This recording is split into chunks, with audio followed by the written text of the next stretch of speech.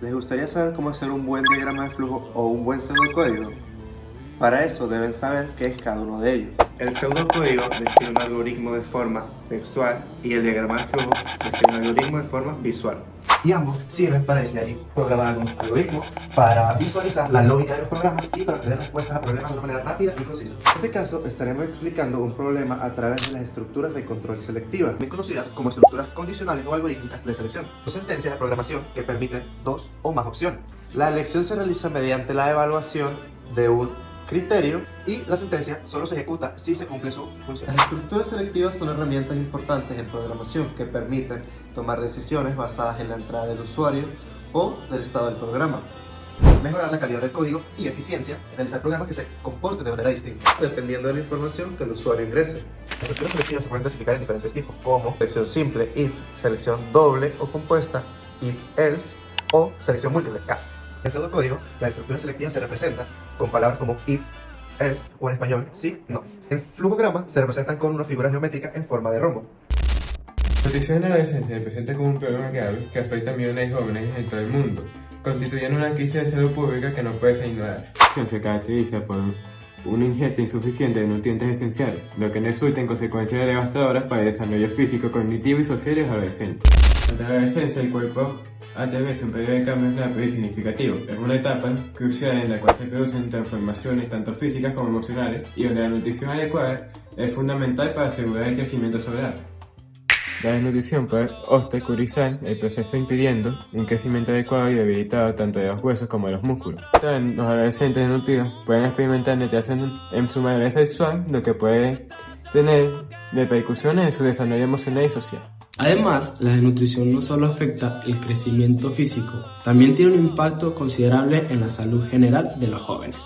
Aquellos que padecen de desnutrición son más vulnerables a enfermedades e infecciones, debido a un sistema inmunológico más debilitado.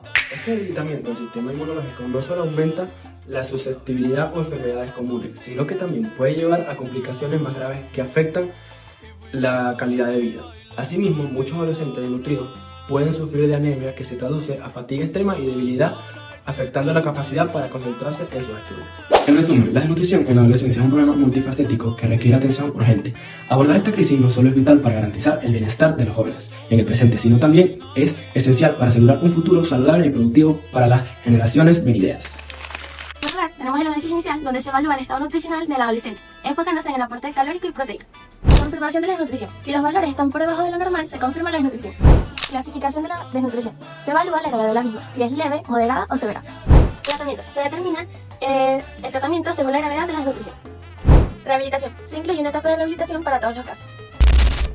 Ok, ahora debemos tener en cuenta algunas consideraciones adicionales que vendrían siendo, en primer lugar, la simplificación.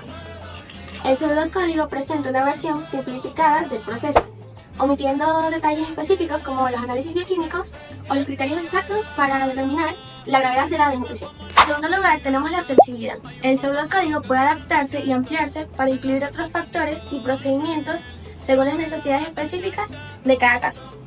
Por último lugar, tenemos la traducción al lenguaje de programación, que sería que el pseudocódigo puede servir como base para desarrollar un programa informático que automatice parte del proceso de diagnóstico y seguimiento de la desnutrición en los adolescentes. Identificación de los pasos clave. Bueno, comencé por los principales pasos del proceso de diagnóstico, como la evaluación de la clasificación, de la desnutrición y el tratamiento. Traducción al lenguaje natural. Cada paso del diagrama de flujo está traducido a un lenguaje más cercano al pseudocódigo, utilizando palabras clave como sí, entonces, para, etc. Estructura lógica. Me aseguré de mantener una estructura lógica en el diagrama de flujo en el pseudocódigo, utilizando identificación para mostrar la jerarquía de las decisiones y acciones. Creación del pseudocódigo. Inicio y fin. Se definieron claramente en el fin del algoritmo variables, aunque no se especificaron variables explícitas en el diagrama de flujo, se asumieron variables como valores calorías proteicas adecuadas, nivel de desnutrición, etc., para representar los resultados de las evaluaciones. Condicional. Se utilizaron las estructuras sí, entonces, si no, para representar las decisiones del algoritmo. Procedimientos. Se utilizaron verbos en infinitivo para representar acciones como analizar calorías y proteínas y evaluar el grado de desnutrición, etc. Al momento momento de crear el diagrama de flujo se planteó que el inicio del mismo sería a partir del diagnóstico de la enfermedad o de la condición, es decir, la desnutrición, para posteriormente pasar al proceso de análisis de los valores proteico-calóricos, para luego entrar a la primera encrucijada del problema, el cual vendría siendo si el adolescente sufre o no de esta enfermedad, para saber cuáles serían las posteriores decisiones. Luego de confirmar la desnutrición se planteó la primera entrada de datos, la cual vendría siendo la razón de por qué ocurre la desnutrición, es decir, la falta de nutrientes. Luego, nuevamente, se plantea una encrucijada o una toma de decisiones para clasificar a los pacientes por prioridad. Es decir, los que estaban en estado de emergencia serían atendidos con anterioridad o con más rapidez, mientras que los que no estaban en tan alto grado de gravedad podrían esperar para posteriormente ser atendidos por el servicio médico. Luego se vuelve a presentar una encrucijada en las elecciones en la que se clasifica la dificultad de los pacientes por recibir un tratamiento de emergencia, es decir, ser internados. Aquí ya los que fueron atendidos por los médicos comienzan a recibir tratamiento de emergencia, mientras los que no comienzan a sufrir un empeoramiento de su enfermedad. Nuevamente se vuelve a hacer la pregunta, ¿recibiste tratamiento sí o no? Esto con el fin de analizar hasta los casos más extremos.